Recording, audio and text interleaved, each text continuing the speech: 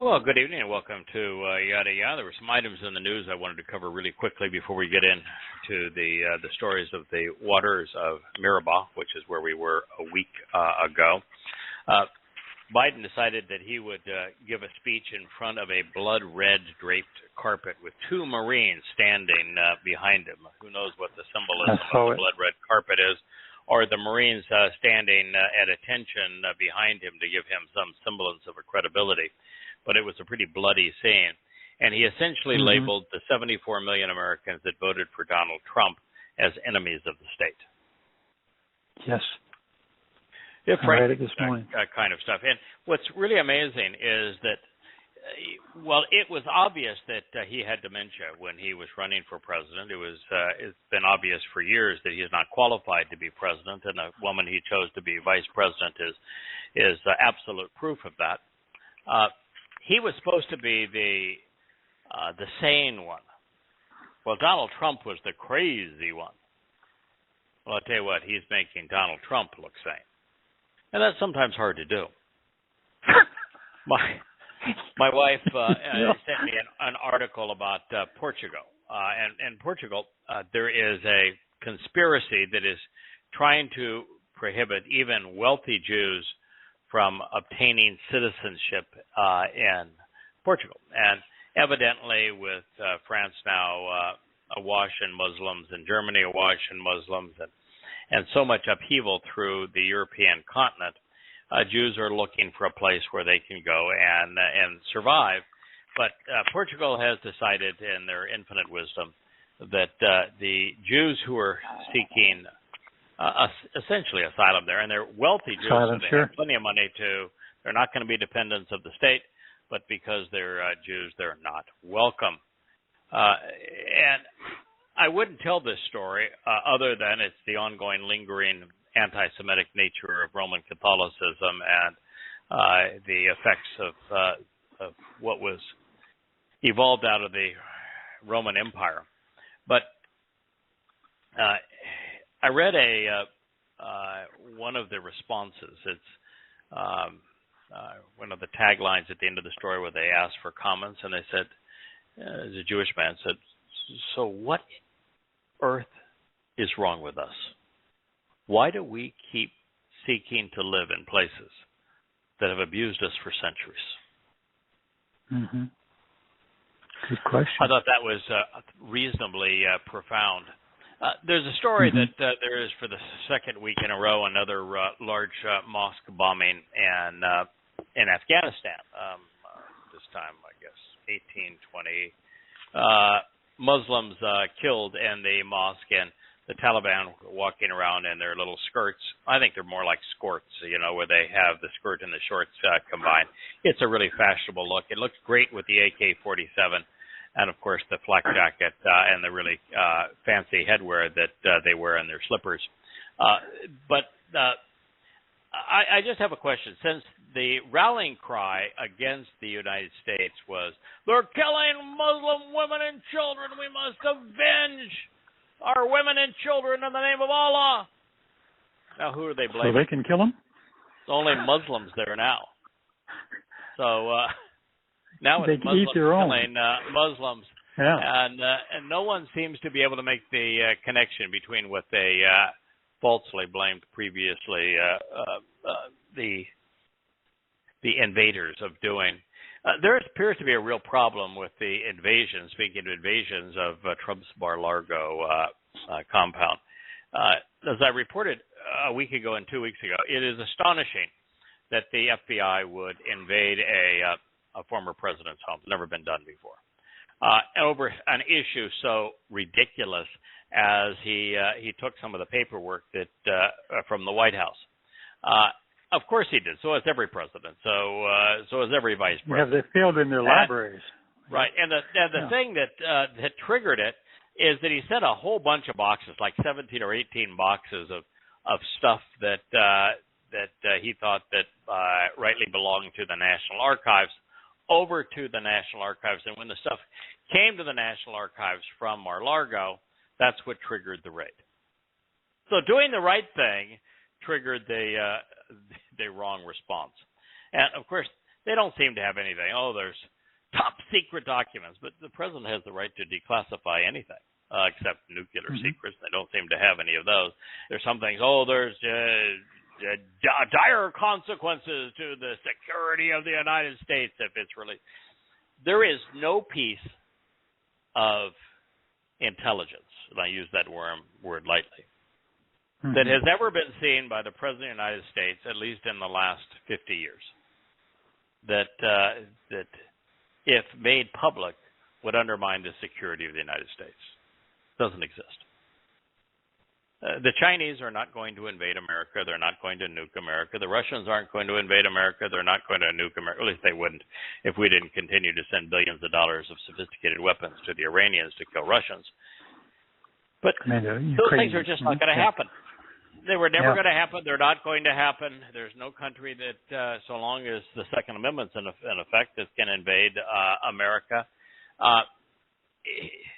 All of the money we spend on spying on the world and on our own citizens is completely wasted. It's a game, it's a mental masturbation, but it's hundreds of billions of dollars worth of cost all year, and to make people feel like they're somehow important. But I mean, they took photos, they took personal notes, they took attorney-client privilege information. They were just reckless. It's just flat out embarrassing as to what has occurred. And the notion that the White House was uninformed and it was the FBI that initiated the assault, not a chance in the world. The head of the FBI is appointed by the President of the United States. All right, those things said, I'd like to return to where we were, unless you have an item in the news that you would like to discuss. That's bad enough. Thank you. Okay. If I sound a bit sad, melancholy today, I genuinely am. I have three young black men, all in their early 20s, all at their first job, that I've essentially adopted as their island dad. And these kids mean a lot to me. They're in their early 20s, but, my age, they're kids. And, they're younger than my sons. And I've really come to love these young men. And two of them are being harassed by the police here and a prosecutor and treated horribly by a local judge. And I read a most recent document signed by the judge that just was disgusting, utterly disgusting. And I wrote an affidavit on behalf of the victims to be signed by three eyewitnesses that is so rife with lies and police malfeasance and the judge doing the wrong thing and a young man who's done no harm to anybody, already sacrificing 17 months of his life, wrongly jailed and wrongly put under house arrest. And now they want to throw him back in jail for getting a renewal of his driver's license. So as he was going back and forth from his home where he's under house arrest, I offered him a job so he could get out of his home. I got the judge to approve his job, but now the judge wants to throw him back in jail and is claiming that he is disrespecting the court because one day while leaving here, he stopped into the Department of Motor Vehicles so that he could renew his license so that he was legal as he would drive here and he could actually open a bank account since I pay him via check. And the judge has the audacity to have a hearing and wants to throw him back in jail for a crime, by the way, that he never committed. And he's on probation, and he has not been convicted of any crime. Didn't perpetrate. No due process. Wow. And so I'm very, very frustrated here. I've been extremely antagonistic of Black Lives Matter because, first, I have been opposed to the belligerence of police for over 20 years, and the problem has no racial implications at all. It's an attitudinal thing, and the fact that we hire way too many cops from the military where they're trained to kill, and they are too readily prone to deprive people of their freedom. They're way too belligerent, and that they are significantly predisposed to lie. And they will lie for one another, and they'll lie in front of a court. And so I've been against law enforcement for a very long time. I've never found them helpful, and I've very often found them belligerent. And I knew we were running into a problem. Well, Black Lives Matter tackled the problem the wrong way. As I've said, in Black Lives Matter, 93% of the black lives that are snuffed out are snuffed out by other blacks. And so it is a cultural problem, and they ought not be pointing the finger at anyone else, but instead looking at the culture within their own community that is causing this tragedy. Well, in this community, almost 90% of the community is black. This judge, as well as every judge in the community, is black. The prosecutor is black. The cop is black. The two victims are black. And the only person that seems to care about any of this is a white guy, trying to keep the black judge and black prosecutor from ruining two black men's lives. So where is Black Lives Matter? I guess it doesn't fit their scenario. What's the motivation for that? Why are they doing that? The judge and them. Why are they trying to do this? When you read it, it'll just make your skin crawl.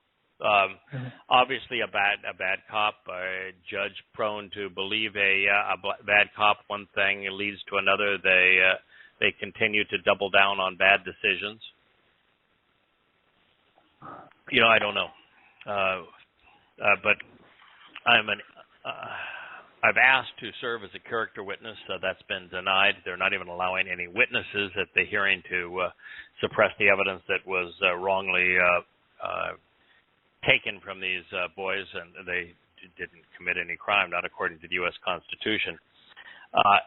And yet their lives have been turned upside down, and I'm just exceedingly frustrated that such an injustice is being done. And Kirk, you've come to know me pretty well. There's one thing that I do not handle well, and that is injustice. When somebody is unable to defend themselves and the system comes down against them, when they're harmed by someone and they can't defend themselves and they're wronged, I will risk most everything to intervene and try to help. And this is one of the worst cases of injustice I have witnessed in a very long time. And it seems to be pervasive within this community. And I'm just hoping that if I can't prevail in court, that I will prevail with the media. And if I can't prevail with the media, maybe I can prevail with civil lawsuits against them to hold them accountable. But some way, I need to do whatever can be done to keep these very, very good young men out of jail. All right. We were speaking about Moshe. I identify with Moshe because I don't want to claim I'm in the same league with Moshe. I'm not. And Moshe was the most extraordinary individual probably the world has ever known. And Moshe obviously had that same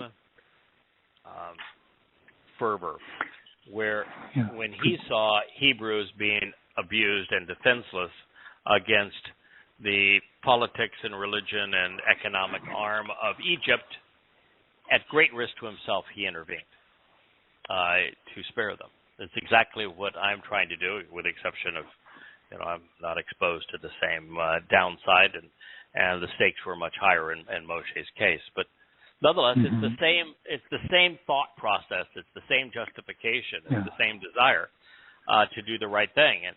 And the Hebrews, of course, responded very poorly to Moshe intervening for them. And I would tell you that the people that I'm trying to intervene for fought me initially too. Even the victims that I'm trying to help, because are so accustomed to being mistreated, so accustomed to being deceived, so accustomed to having everything turn against them. One more person saying, I want to help, and it's not credible to them. And, of course, the Hebrews turned on Moshe. Now, in the case of myself and these young people, I've invested hundreds of hours of my time now trying to help them and have employed them and have served as their father. Moshe did far more. And if anybody listening here, and by the way, I want to welcome those in France, which is where we are having our marketing effort outreach this evening, and I also want to thank Dee. The numbers of followers now on the social media platforms is really quite extraordinary, and so I'm really grateful for what Dee and Jackie and my wife Leah are doing in that regard. But Moshe had invested 40 years. He had a 40-year time out after fleeing Mitzrayim, after the Hebrews turned on him when he tried to help them. Yahweh asked him to go back, and he had been with them 40 years. And it's hard to imagine less likable people than the children of Israel were during the Yatza Exodus. And during that time, Moshe has been exemplary.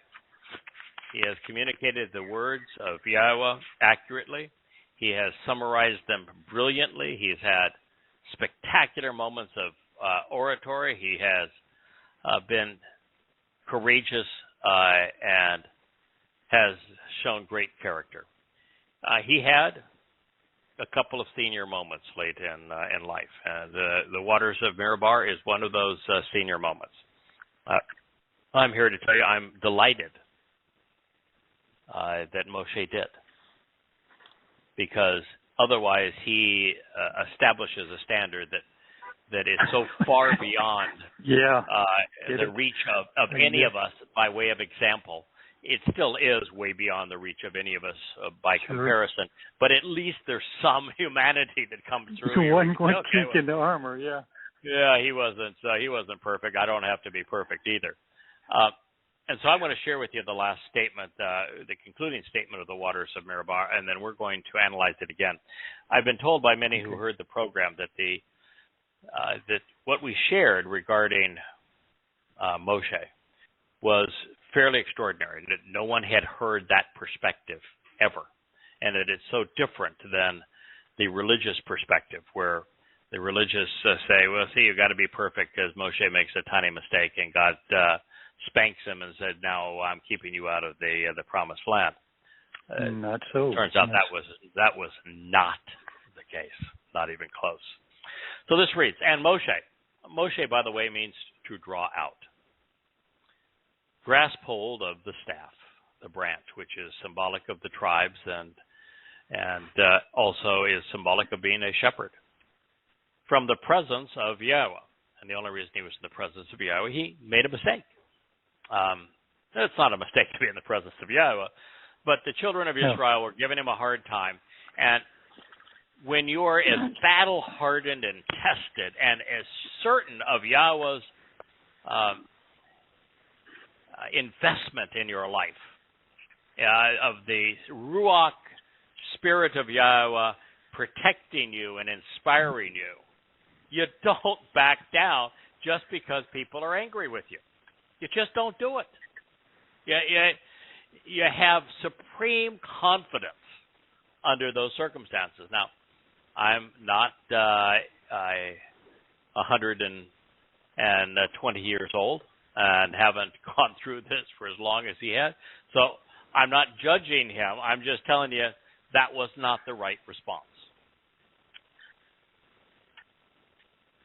So Moshe summoned, along with Aaron, which means the alternative, the contingent community to the presence of the rocky outcropping. And he said to them, please, listen. those of you who are rebellious and embittered. Ha-mara. That's how we get the term waters of Meribah. Those of you who are defiant, obstinate, and malcontents. Is it possible that from this crag we will bring forth water for you? Now, he wasn't asked to present a hypothetical. He wasn't asked to set up a test for Yahweh. There was no question here. I mean, this was the God who freed them from the most powerful country on earth at the time and led them to the precipice of the promised land and had protected them all along the way. They're really, at that point, you are so far beyond needing to test Yahweh that it was ridiculous. Shouldn't have said that. A bad choice. Then Moshe raised up his hand, and he struck the rocky outcropping with his staff. Twice, with 2 strikes, and abundant waters came out. So the community of the Restoring Testimony drank, as did their livestock. The staff is to rescue the sheep. The staff is to walk with the sheep. The staff is a symbol of guiding the sheep, of protecting the sheep. It isn't a symbol of beating the sheep. Yes, understood. So that wasn't the symbolism that Yahweh wanted to get across. You know, pagan gods, they're all painted as striking and being vicious against humans and against nature. That's not who Yahweh is. The things that's important to Yahweh are words. He said, speak to the rock. Therefore, Yahweh said to Moshe and to Aaron, because you did not place your trust in me, and you were not trustworthy. Oh, ouch. Oh, yeah. I don't want to hear those. No, don't want to hear that. No. At that point, Moshe's heart is somewhere around his toes. For the purpose of demonstrating that I am unique, special, set apart, and very different before the eyes of the children of Israel. So what was Yahweh's issue? His issue is that Moshe did not demonstrate that he was trusting and relying on Yahweh, which is the only thing that matters. It is the essence of our salvation, to trust and rely on Yahweh, and to demonstrate that Yahweh is not like anything else. He's not like Amun-Ra. He's not like Horus or Osiris or Isis or the bull cults of Mitzrayim. Not a lord that seeks to own or possess. He is set apart, exceedingly different and distinct. And that's what Moshe missed. Anyone can hit a rock. It's knowing what to say and when to say it. Therefore, the correct approach is that you will not bring lo bo'eth, this contingent community, ha-ka'al, ha-zeth, into the land, which to show the way to the benefits of the relationship I gave to them. That is where the term that has now become a website, Yahoo, was first originated.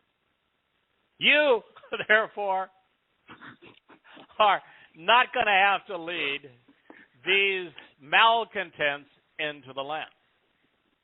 Yeah, take that. He did not say, you're not going to go see the land or be able to go into the land, did he? No, he didn't. In fact, Yahweh gave him the ultimate trip into the land. He flew him through every aspect of it. Moshe saw it all. A soaring experience in Yahweh's hand as he soared through the land. He just didn't have to go in with the malcontents. Yahoo indeed. Yahoo. These are the Mayim Meribah, the waters of contention, where Bnei Yisrael, the children who were argumentative and quarrelsome with God, were contentious and taunted, disputed and opposed, bickered, and deliberately accused Yahweh. And through them, he demonstrated that he was different.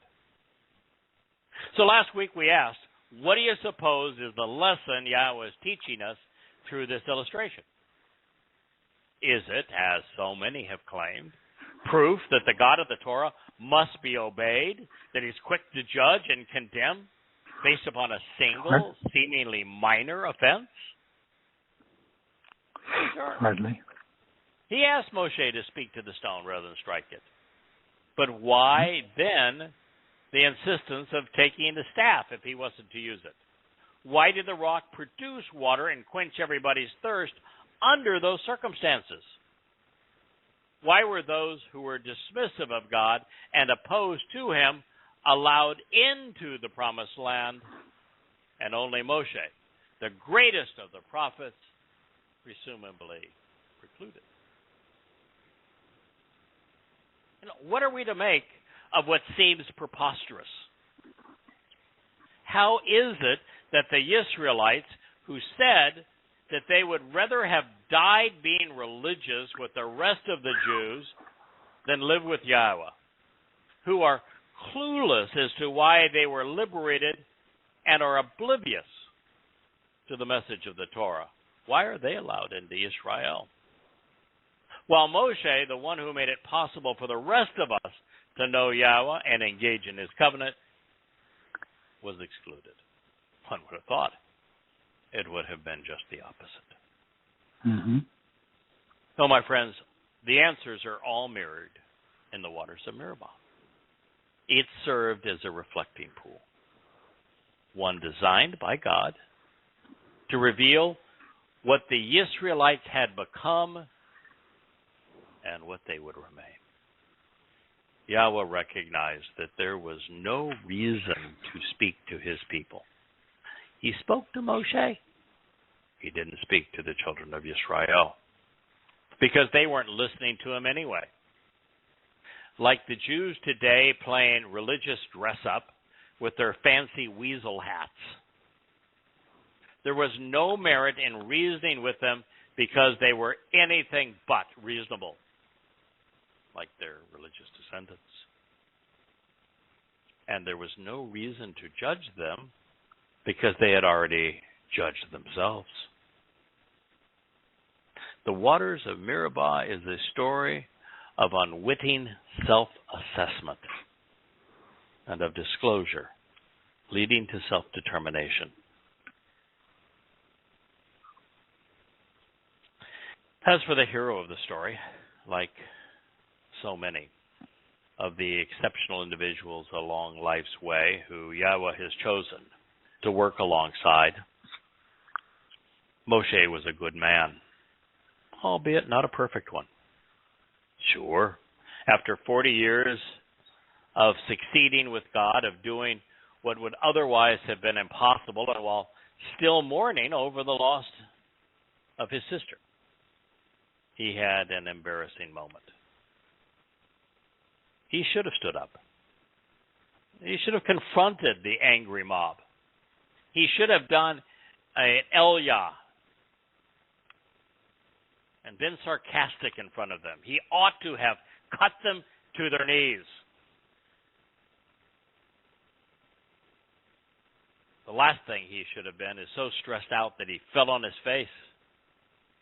What do you think it looks like to the children of Israel? They give him some lip, he runs away, and he falls on his face.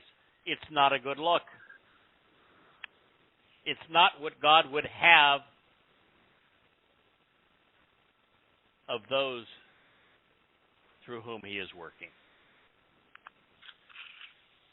But keep in mind, Moshe was the best person available, the only person available. And even he was imperfect. there was no reason to question whether or not the rocky crag would deliver as promised. For those missteps along the way, Yahowah told one person who normally listened and then did as he requested, that he should have trusted him to provide what the people needed. After all, without a weapon at their disposal, they had seen Yahowah defeat the mightiest military the world had ever known. But let's be clear. Moshe was not being punished. He was being rewarded. He was being retired after having accomplished the most difficult job in the world as well as it could be done. Yahowah gave him the ultimate tour of the Promised Land, flying him over its full expanse. And then he took him to heaven. His time of herding, bickering bozos was over. Yahoo. On a related note, the religious try to pray their difficulties and disappointments away, unaware that we are defined really by the way we confront life's challenges. After all, if life were always easy, there would be no incentive to trust Yah, and we would be deprived of men like Moshe. Moshe rose to the occasion during an exceedingly challenging time. He did not pray away the problems. He confronted them. Now, turning a negative into a positive can hone our character and increase our confidence. And at least trying to do the right thing for the right reason matters. Each time we prevail, each time we try and give it our best, we learn that we're capable of overcoming and achieving something valuable, something enduring, especially when we know and trust Yahowah. Kirk, as you know, we're all given the occasion to test the waters, to sink or swim, to be dismissive or responsible, to be part of the problem or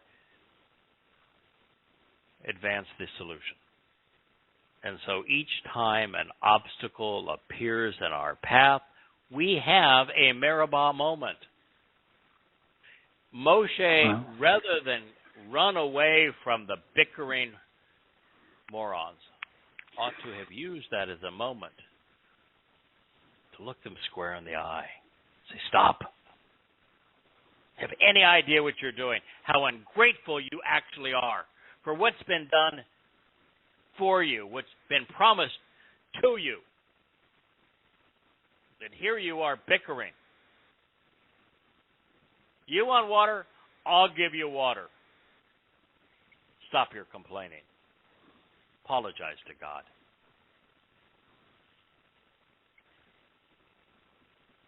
After rescuing the children of Israel and guiding them, walking with and protecting the children every step of the way, even offering them his Torah and reaffirming their place in his covenant, the Israelites did the worst thing imaginable. They not only turned on God and provoked him, questioning his motives and his ability, they publicly stated that they would have preferred being with their religious brethren. Same thing is true today. Given the option, they would rather die with the religious than live in a relationship with Yahowah. Exactly the same choice is being made by most every Jew today. And yet, in spite of committing the most egregious offense against Yahowah, he continued to lead them into the Promised Land. Although, as we shall see, not everyone would be included. Most, in fact, had already excluded themselves. I do want to interrupt this and just say that we are sharing insights that are now contained and a book that's not currently online. I think Mike is posting some of the excerpts of it into the chat room for others to read. And the volume is Volume 8 of Yada Yahowah. I have finished writing it. There's 2 more chapters that the Proof Squad is evaluating, and Jackie will have it published forthwith.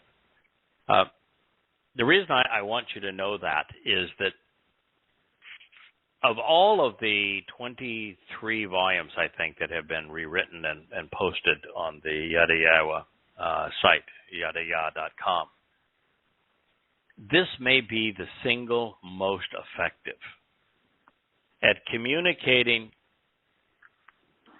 who Yahweh is, what our time is relative to his return, how much time we have left, who he wants to communicate to, his people, Yisrael and Yehudim, what his message is to them, why he has been so frustrated with them over the years, and what he is offering now to resolve that. I don't think in all of the 21 years we have done this, there is a volume more specifically synced to this time and Yahweh's message to his people, Yisrael. And so if you hear me say things that cause you as perhaps a Jewish individual to cringe and say, how can he say those horrible things about me? Is he anti-Semitic? No, exactly the opposite. I love Yahweh's name. I love your name. Yehudim means beloved of Yah. And I am dedicating my life, devoting my life, 10 hours a day, 6 and 7 days a week, now for 21 years, to communicate Yahweh's message to you so that you come home. I'm not communicating as a Christian. In fact, I wrote the 4 volumes of Questioning Paul to completely denounce Christianity and the New Testament. I'm not certainly coming to you as a proponent of Islam. I've written Prophet of Doom, which is the most effective rebuttal ever scribed against the religion of Islam. I am not coming to you as an atheist or secular humanist. I've written plenty and spoken forthrightly against the negativity associated with the religion of man and man in a collective form, and how individual men and women can be good or bad, but collectively, the larger the organization, the more power it is given, the worse human behavior becomes. No, I'm speaking to Yehudim, Jews, and to Israelites, Israel, based upon what Yahweh, God's one and only name, has said. Communicating his words as accurately and as completely as is possible, and then sharing their intent. And this volume, more than anything we've ever done, and it's 12 chapters long, we're still in the first chapter, is central to that mission. Now, with that said, one of the many ways that Yahweh demonstrated that he is different, unique, special, and therefore not religious, because religion is the most common thing in human society, is that he addressed Moshe, but not the others. He continued to teach the one man who consistently listened to him while ignoring everyone else. The one closest to the truth would grow in understanding, while those furthest from it would continue to receive from God. When we project Yahweh's approach on this day to our day, we find him ignoring the clamoring of thousands of rabbis and millions of ignorant Haredim, focus his attention and to share his guidance with the lone individual most devoted to learning. And as was the case with Moshe, he would also be the most opposed to the religion and culture of God's people. Yahweh recognized that this generation of Israelites, like the one a few millennia ago, is a lost cause. There was and remains no way to teach them or redeem them. But he had made a promise, and he was committed to honoring it, a promise he made to Abraham. That is yet another thing that makes God different from Israel. It's what makes God different than the God of Islam or Christianity. They have reneged on every promise or transferred or changed every promise, and Yahweh always honors his. To appreciate the lessons we can learn from Meribah, context is vital. 6 and 7 chapters prior to this, in Bamidbar, Numbers 13 and 14, we discovered that only 2 individuals out of the generation that had been liberated from Mitzrayim would enter and remain within Yisrael. Those being Yosha bin Nun and Caleb, all judgment. To set the scene, Yahweh had asked Moshe to Shalach,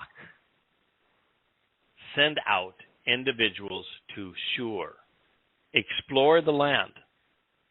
He was not out to send out spies, as most English Bibles errantly read.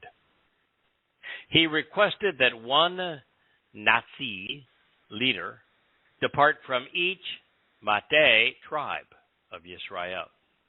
Recognize that Mateh is also the word for staff. We have our answer. The Mateh in Moshe's hand was to be a reminder of what had occurred 40 days after these lessons, when the less than intrepid explorers returned.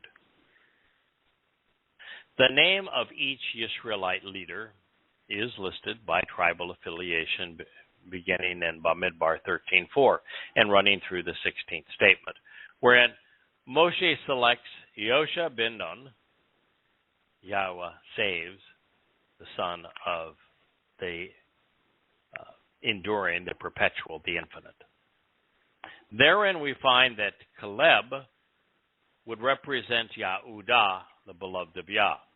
His name means either all heart or universally judgmental. After walking around and exploring the land for 40 days, all but 2 of these men were shuddering in their sandals. They reported that the land was scary. Nonetheless, this notwithstanding, indeed, negating all of this, however, the people are very pronged. They're super powerful and vicious. Those who dwell in the land have fortified cities with impregnable and inaccessible walls, which are ginormous, exceedingly large, numerous, and high. And besides all of that, in addition to this, we saw there the descendants born unto Anak, those who wear necklaces.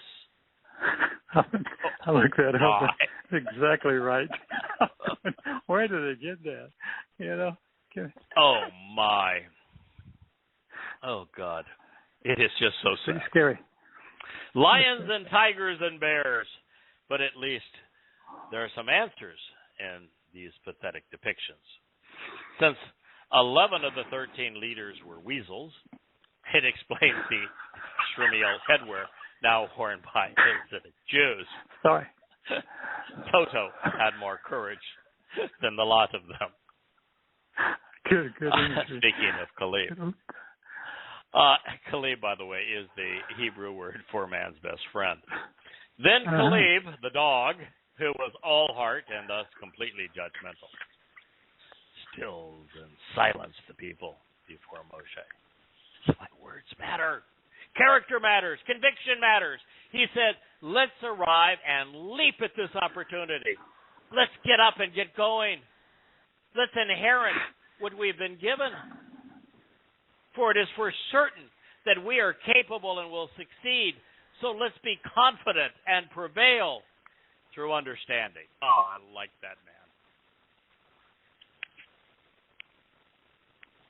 It's exactly what Yahweh was looking for. But there was one Caleb and hundreds of thousands of others. His attitude, his courage, and his speech, inspiring. If only there were a handful of Caleb standing up against the prevailing tide in Israel today. But alas, his declaration fell on deaf ears and hardened hearts. As we consider what preceded the meltdown at Meribah, it would behoove today's Israelites to ponder Yahweh's assessments of these ingrates, these dunderheads and cowards that he had herded through the wilderness, only to see their attitude get so mired in the religious and cultural gutter that they were now vomiting all over themselves. And as it turns out, no one likes a crybaby, including God. This notion that the meek will inherit the earth, that was propaganda that the Roman Empire wanted to impose upon those they were manipulating. The entire assemblage of what should have been eternal witnesses rose up and were carried away, offering their voices by crying, wailing and weeping as a people throughout the night and in the darkness. And every one of the children of Israel grumbled and complained, howling against and blaming Moshe and Aaron, the one who draws out in the alternative. The entire community served as witnesses when they said to them, if only we had died in the land of the religious and political oppressors, Ba'eretz Mitzrayim, if only we had died in this wilderness while questioning the word, Oba ha midbar hazeh. Why did Yahweh bring us to this land? So that we would fall by the sword? Our women and our little children will be preyed upon and plundered. Well, anytime you hear a religious person say, I'm here to protect the women and children, you know, they are the ones that are yellow. That they need to be protected from, No joke. Wouldn't it be better for us to go back to the crucibles of political and religious oppression? Yeah. They ought to be glad that I wasn't voted in for God for a day. Because I would have said, you're right. The hell with all of you. Go on back. Let me take you back. Enjoy slavery, you slime. Would have been fair. Was the just answer to what they had said. God had a different intent, although his intent was, at that point, 2,500 years in the future. He is considerably more patient. Yeah.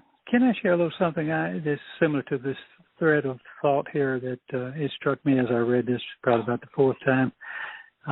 Each time I kept thinking about it. I shared 10 years ago something with a family member about what Yahweh wanted after reading so much of Yada Yahowah and spending time with you, and learning as fast as I could to get it up to a decent witness to share with people. And I shared this with her, and I knew she understood what I was saying. She wasn't confused about anything. And she had the most horrible response. She said to me, if what you're saying is true, then that means that my mother and my grandparents, whom I loved, won't be in heaven. And I said, well, that's true. They didn't have that choice to make, or they didn't know or didn't see it. And she said to me, well, if that's true, then I don't want to do this. I don't want to be involved in this. And I thought that the most extraordinary thing. It was like, here's a rope to get you out of a drowning situation. Other people around you have already drowned. Mm-hmm. And you don't want to grab the rope. Mm-hmm. And these people would rather die with their religious relatives than be part of Yahweh's family. And I thought, how extraordinary. And that's 10 years ago. And I was just stunned by that the whole time. Probably 15 years ago in my case, but a woman had lost her daughter. A sad situation. Yes. She had lost her daughter, and her daughter was devoutly Christian. Nothing more important to her daughter's life than the Lord Jesus Christ. Mm-hmm. And so she says, I'm not questioning your translations, your interpretations of those translations. I can't argue with any of it. I've validated it. It's clearly true what you said, but what that means is that my daughter is not in heaven. And if she's not there, I'm not going there. Okay. That's your choice. If you can't deal with the fact that unfortunately you were part of misleading your daughter, and you can't move on and say, let's devote the rest of my life so that no other mother suffers the same fate. At least all the mothers that I can reach. Thing. Yeah. Yeah. Perfect answer. Let your heartache be turned into something positive. We all have heartache. We all have issues. Families are particularly broken. Let's make the best of the opportunity we have, not make the worst of it.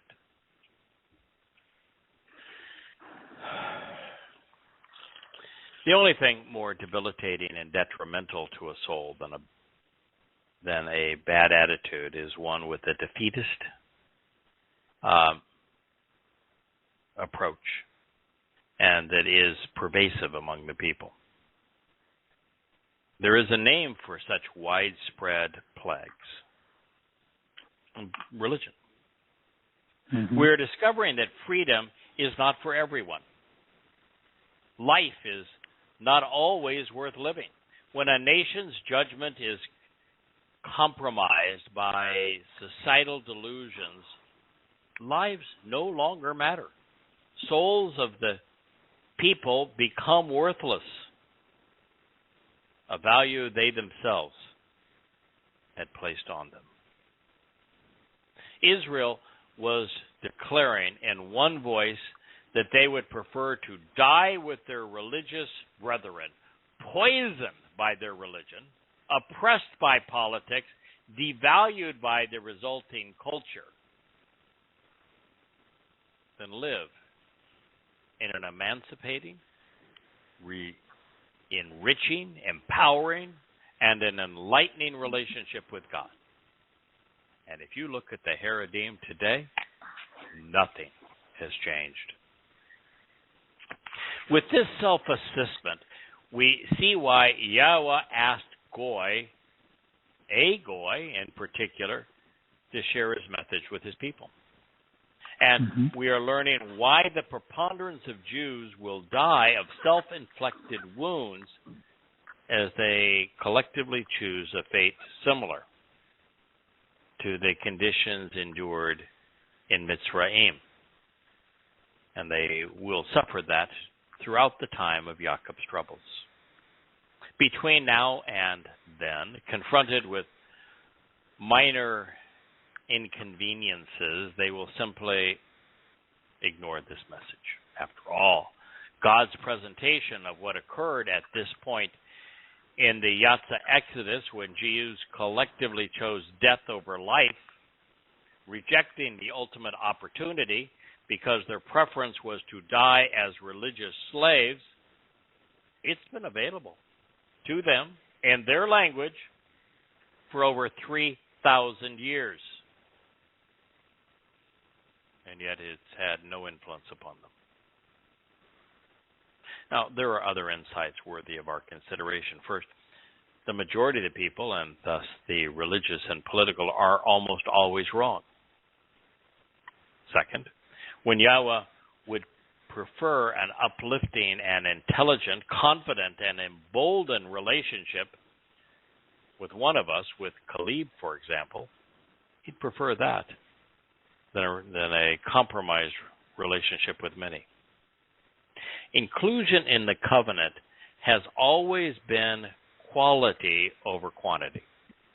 And that's why Yahweh was upfront with us on the first tablet that he etched in stone, letting us know that his mercy and favoritism would be limited to thousands amongst billions, or 1 in a million.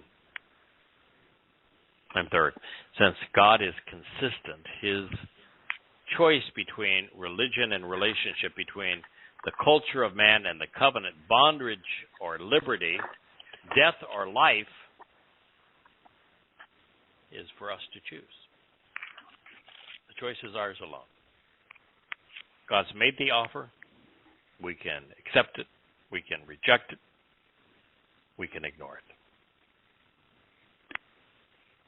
Now, moving on. Israelites would play this same card again in a losing hand when they chose Shaul over Yahweh. Man's way over God's way. This is Bamidbar, Numbers 14:4. And they said to one another as brethren, we want to choose and appoint a higher and better ruler. We want a foremost leader because we want to return to the religious and political oppressors in Mitzrayim. They had God leading them, and they had the audacity to say, we want to choose and appoint for ourselves a higher and better ruler, a foremost leader, because we want to go back to Mitzrayim and be enslaved. Wow.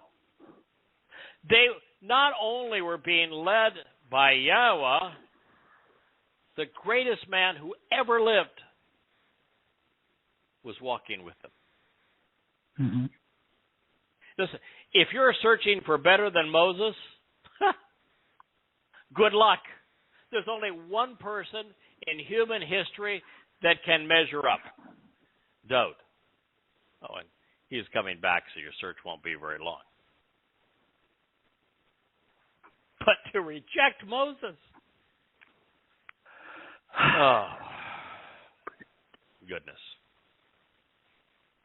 Today, among religious Jews, rabbis are esteemed well above God. These awful men are respected, venerated, cited, and followed. When Yahweh is disavowed, disrespected, ignored, and bypassed. As is the case with so much of what Yahweh teaches, this story is not only prophetic, recognizing that the Israelites have continued to choose religious oppression over Yahweh to this day, it is also one to which Jews remain oblivious. God's depiction of what occurred between these two insurrections was a mirror, one reflecting the heart, mind, and soul of those poisoned by Judaism. Alas. Moshe and Aaron were at the end of their rope. Like others Yahweh would deploy, there was only so much they could endure. Then Moshe and Aaron fell on their faces before the entire contingent community, this horde and mob, this swarming herd of wannabe witnesses of the children of Yisrael. Bamidbar, Numbers 14:5. This miserable mob of misfits had pushed the great liberator and prophet beyond what he could endure. He was ready for his retirement. I suspect, at least as it pertains to my personal experience, that Yahweh has been overwhelmingly supportive and has protected me from such abusive, caustic rhetoric and attitudes. I suspect he is doing so, well, one, because I'm no Moshe, and second, because we're running out of time. And the fact is, there isn't another Yosha ben Nun prepared to take over. So he doesn't want me to wear down or give up. Although I'm pretty sure that so long as I have my health and a means to continue, he realizes that we're going to work together to see this through its conclusion. I think Moshe loved the job as much as I do. Mm-hmm. With only 11 years left now in 2022, before his return on Yom Kippurim in year 6000 Yah. For there to be a meaningful reunion, Yahweh wants these translations and interpretations to continue uninterrupted. We're about to complete the 8th volume of Yada Yahowah. There'll be a 9th volume of Yada Yahowah to add to the 3 volumes of an introduction to God, to the 5 volumes of observations, to the 2 volumes of coming home, to the 4 volumes of questioning Paul, and to the 2 volumes on Islam and the first on human dynamics in a corporate world. It's a lot of books, a lot to read, a lot of these programs to listen to. And it's all being presented for you freely at yadayah.com. Please capitalize on it. It's what Yahweh wants. He wants you to come home. Now, because there isn't a viable alternative, I suspect that's why I find myself living on a remote Caribbean island far away from the distractions which would otherwise devote my attention. It's interesting, too. You know, in the 91st Psalm, Yahweh said he would not allow any harm to come near my home or family. Yes. You know, this is the first time since 1994 where there hasn't been a single named storm during the month of August in the entire Atlantic basin. A lot of stories like that about you. I've been here for 3 years. There hasn't been a hurricane anywhere close. God didn't say it's going to keep hurricanes at bay, but he said he wasn't going to allow any harm to come to my home. And he's not doing that for any other reason than this is important to him. He doesn't want the distraction. He wants the job done. And he wants his witness, his Bashar, his Choder, his Nakri, the little Zeroah, to have every opportunity to focus, to learn, and to teach. Because every hour invested in learning and sharing has the potential of increasing the covenant family by yet another Yehudim, by yet another child of Yisrael. And this is not a competition. You know, if you were normally in an inheritance battle with other siblings and who knows, relatives, and there was a fortune that was being distributed and you thought, wow, if I get the lion's share, so much the better, right? Yeah, top of the hill. Yeah, in this situation, the more the better. The universe is ginormous, to state it mildly. It is plenty big enough for 1,000,000 times, 1,000,000,000 times the number of us that are going to make it into Yahweh's covenant family and into Shamayim. Can't put it in it. No. It is, and we're moving from being a 3-dimensional construct to 7, which is a multiple of infinity times infinity times infinity times infinity of where we currently are. There's no shortage of what we're going to inherit. Plus, we get to be buddies, family, with the Creator God of the universe.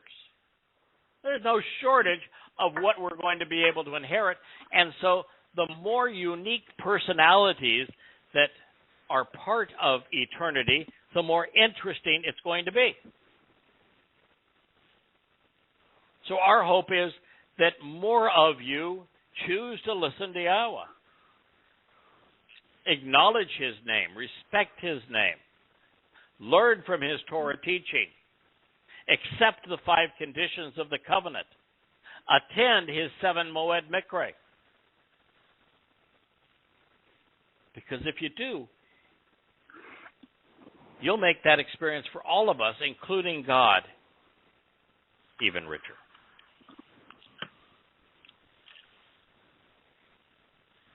You know, after 21 years, I'm still eager to rise with the sun, to explore His words, ever ready to share the insights He sets before us each new day. So Yahshua ben Nun, Yahweh saves the children who endure forever. And Caleb ben Yafune, he is wholeheartedly judgmental as a child in the presence. Out of the ones who had explored the land, tore their clothes as a sign of cutting ties and disassociating from the insulting behavior and disparaging words. They challenged the entire assemblage of the children of Yisrael. We passed through the land, which has been provided as a benefit of the relationship. We have explored and investigated it, carefully reconnoitering and surveying everything associated with it. Land is very, very good, exceedingly pleasant, and especially desirable, enormously productive and beneficial. It's stunningly beautiful, too. If Yahweh wants to be with us, if He prefers us and is willing to be around us, then He will come with us and bring us into this land and give it to us. It is a land which, as a benefit of the relationship, flows with an abundance of milk and honey.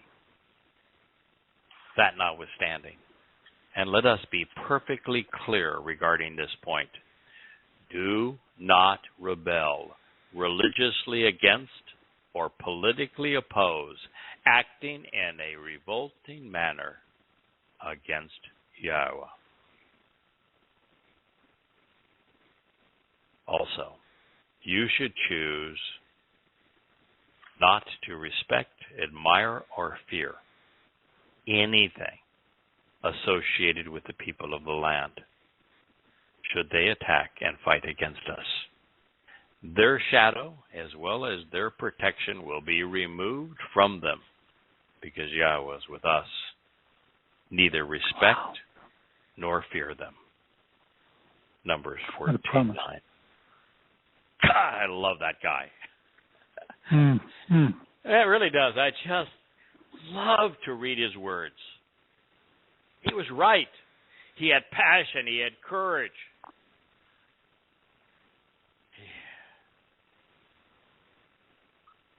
He knew Yahweh. Yeah. He had no reason to cower, no reason to fear. Total confidence. It is what we gain when we shirk religion, when we jettison politics, and we embrace Yahweh as He presents Himself in His Torah and come to trust and rely on Him. We all become like Caleb. Caleb might have been a bit more articulate than most of us, but not measurably so. We all have it in us to be Caleb's. Well, it was another inspiring speech. Yosha and Caleb knew why they were there and what they could achieve. They realized and acknowledged what Yahweh was offering and expecting in return. However, they realized, as we must today, that the truth about God is exceedingly unpopular. The religious and political, and therefore the preponderance of the people, were, and they continue to be, misled to the extent that their beliefs are the antithesis of what Yahweh intends for us. On this day, when even Moshe and Aaron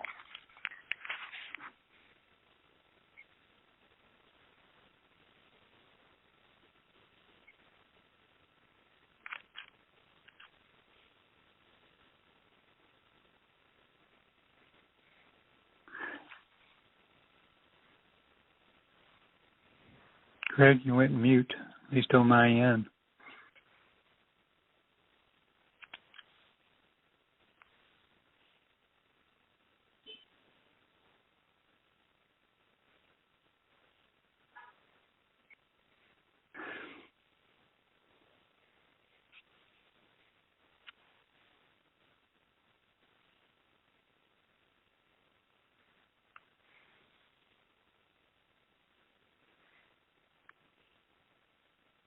I'll read a little bit while we're waiting for Craig to come back online.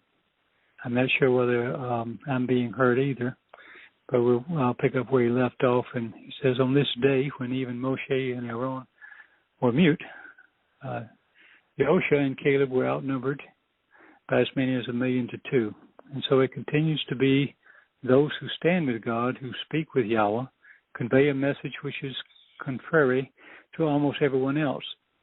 The question that I'm asked by the likes of those opposing Yehoshua and Caleb on this day, how is it possible that you can be right about God and everyone else be wrong? Has been answered, of course. It has always been that way, and all one has to do is to ascertain whether Yehoshua and Caleb were correct as opposed to all of those listening to them, is to compare their words and their responses to the words and the responses of our God. But alas, that is not what the religious and political naysayers do in such situations. The gang mentality of being part of a large group causes most everyone to assume that the majority of the people are right and that the contrarian voices must be silenced, even as such individuals are citing Yahweh's message. Just as those two intrepid individuals had explored the Promised Land, we have thoroughly investigated the words of God. Yahweh's Torah is Nabi, Wa Mizmor, Psalms, and we have found it to be Tov, Meod, Meod, very, very good, exceedingly pleasant, especially desirable, enormously productive and beneficial, even stunningly beautiful. And it was written because Yahweh, Shephet Ba'anahu, wants to be with us. It is his desire to bring us home to his place, to a place flowing with milk and honey, and to give it all to us. It is why he created the universe, conceived life, provided the Torah, and extended his offer to be part of his covenant family. As for milk, it is the mother's nectar, the life-sustaining connection between a parent and their child. Honey is also indicative of living a sweet and long life. Only honey, as most of us know, among the foods we find palatable, appears to endure forever.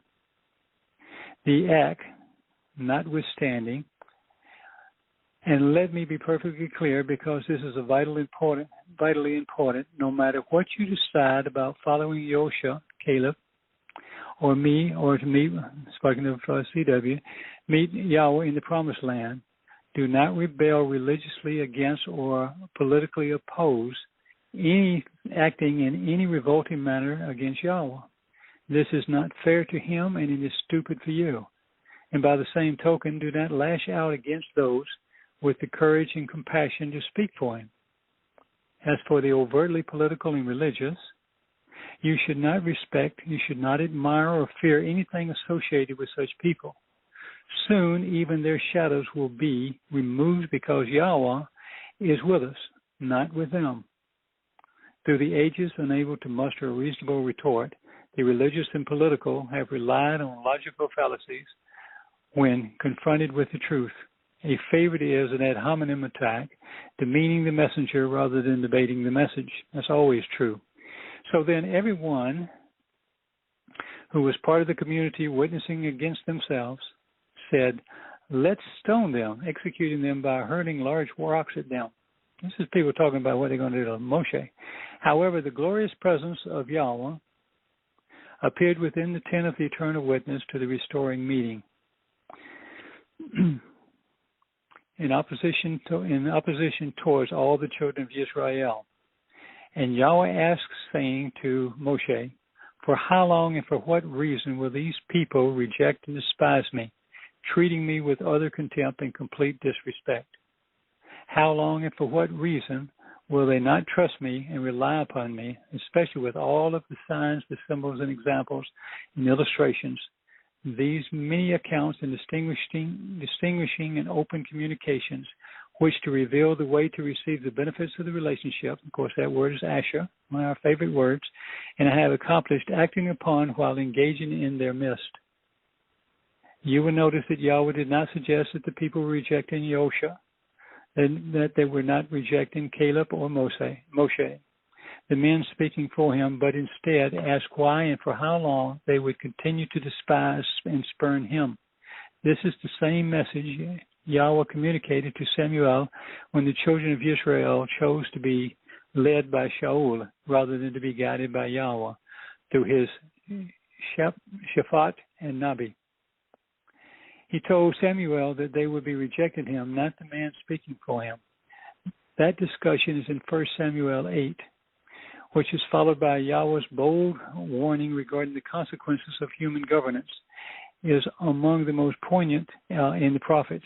The religious have done far more than simply replace Yahweh with gods of their own making, disrespecting him by substituting figments of mankind's imagination in his place. The religious actually hate Yahweh. They explain that to a Christian that there was no Jesus, there was no Christ, no basis for Christianity, and certainly no church. No dead God on a stick, much less the Easter resurrection, because Yahweh alone is God and his Torah remains true.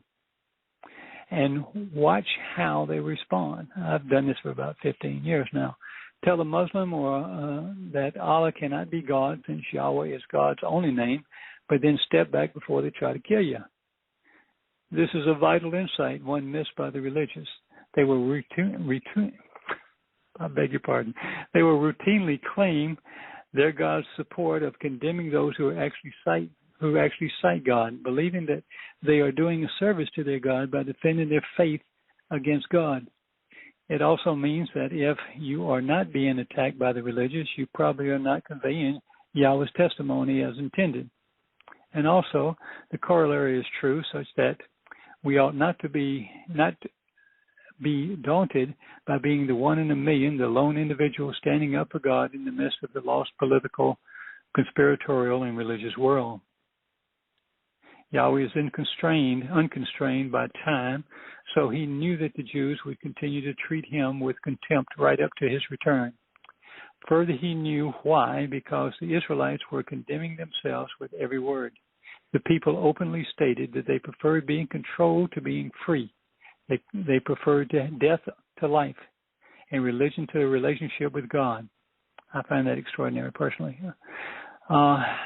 This remains true with most people today, especially the Haredim. Therefore, Yahweh was posing these questions, hoping that we would find them and seek the answers to them.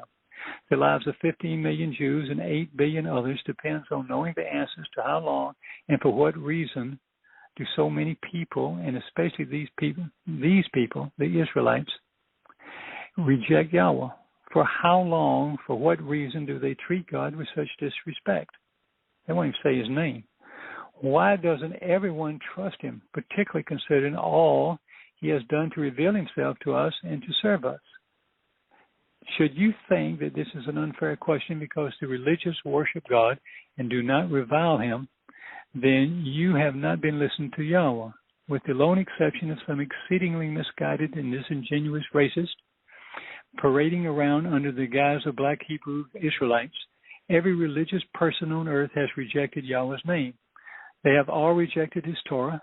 They prefer their Talmud, the Zohar, the New Testament, or the Quran. The very fact that they are religious means that they have rejected Yahweh, his Torah, his Mikra, and his Bereth. And considering how much he has shared with us, all he has done for us, and to the extent that he has gone to prove that we can trust him, to not do so is insulting. It is also stupid. But of course, that's another story. Even having done this for 21 years, Craig speaking, I'm just speaking what he wrote. I'm overwhelmed by what Yahweh says next. If it were not for how we came to this point in our study and how the 81st Mizmor is being used to introduce Hoshea's prophetic revelation, leading us to turn to the waters of Meribah, I would be reluctant to share it with you, but we have been brought to this place for a reason. In our long journey through the Torah, the Nabi, and the Mizmor, we have grappled with the realization that those who should have been in love with Yahweh have turned a deaf ear towards him. Christians and Muslims claim they worship the same God when they too are not just ignorant of him, but dismissive and demanding towards him. And so Yahweh, with no one through whom to communicate, was left to work with a lone goy, one that he was so certain of that he announced his solution to the Jewish problem 3,500 years ago. As for the Jews, they would receive what they were doing. He said, Yahweh's words, I will lash out at them and incapacitate them, defeat and destroy them with this plague of words. I will disinherit them. Then in conjunction with you, I will act and engage to work with a goy, a non-Israelite, who will be more empowered and capable than they. That's Bar Midbar, known as Numbers 14:12. Recognizing that these words were spoken by God to Moshe circa 1440 BCE, some 3,560 years ago, Yahweh honored yet another promise he made to his people. Jews were disposed and displaced for a much longer time than any people who have survived and assessed their history. And it was all because they were plagued by their own words. They chose their fate, and Yahweh complied with their wishes. They were incapacitated by Judaism and all of its forms as the religion has metastasized over the centuries. The heirs to the covenant disinherited because they disrespected the Father. While it was their decision to treat God with such utter contempt and to tell him that they would prefer to be a slave and die apart from him than live with him, extraordinary. It is, stupid. So inappropriate that it causes us to pause and reflect upon just how dangerous and debilitating, destructive and deadly the plague of religion is to a human soul. With Jews having done this to themselves, retreating from doorway to heaven, so that they could return to hell and for continue to do so for thousands of years, Yahweh would find and employ a single goy to outperform and outproduce them all. And while this may sound like hyperbole for God to suggest that one goy will become more capable and thus more accomplished and essential than the Israelites, there are some considerations which help to explain his evaluation. First, the goy is being compared to people who have said that they would prefer to be controlled and abused, and to disregard God and to reject everything he has done for them. Rather than consider Yahweh's words, the Israelites would rather attack and kill his witnesses. So being much more capable than a throng of idiots and ingrates is saying a lot by saying a little. Moreover, to the claim that this one man will be more accomplished where it matters the most than most every Jew, from Moses to the madness and mayhem that is political and religious Israel today, isn't much of a leap. Having engaged to do everything that was required to make this possible, and building upon what he had already revealed through Moshe, Yahweh would produce a sign worth his people's noticing and a message worth reading, while the vast of religious lore of Jews should not even be found on the bottom of bird cages. Yahweh has put a plan in place to reconcile his relationship with his unappreciative and unappealing people, while they were being unappreciative and unappealing. And he announced that he was going to do by publishing it in the most widely read book ever written. Are you listening? As for those who are trying God, tempting fate, they have been rejected and spurned, disrespected and despised for having chosen their brethren over Yahweh, servitude over liberty, religion over relationship, and a contemptuous attitude over an appealing approach. The emergence of Judaism would come at an unfathomable cost, one so high that Jews seemed incapable of perceiving it. Indeed, every one of these individuals who have witnessed my substantial presence, along with my signs and symbols, examples and illustrations of mine, which reveal the way to receive these benefits of the relationship, I have accomplished acting upon while engaging within the crucible of political and religious oppression, as well as in the wilderness, and yet are continually trying and testing and tempting me. These 10 occurrences have not listened to my voice, even if they see the land which I promised and pledged to their fathers. Since all of them have disrespected and despised me, rejected and spurned me, treating me with contempt, they will not experience it. However, my associate, my co-worker, and my servant, Caleb, the dog who is also all heart and totally judgmental, because he has a different spirit within him, and has wholeheartedly and without a reservation followed me right to the very end, I will bring him into the land which, to show the way to get the most enjoyment out of life, he arrived here and entered.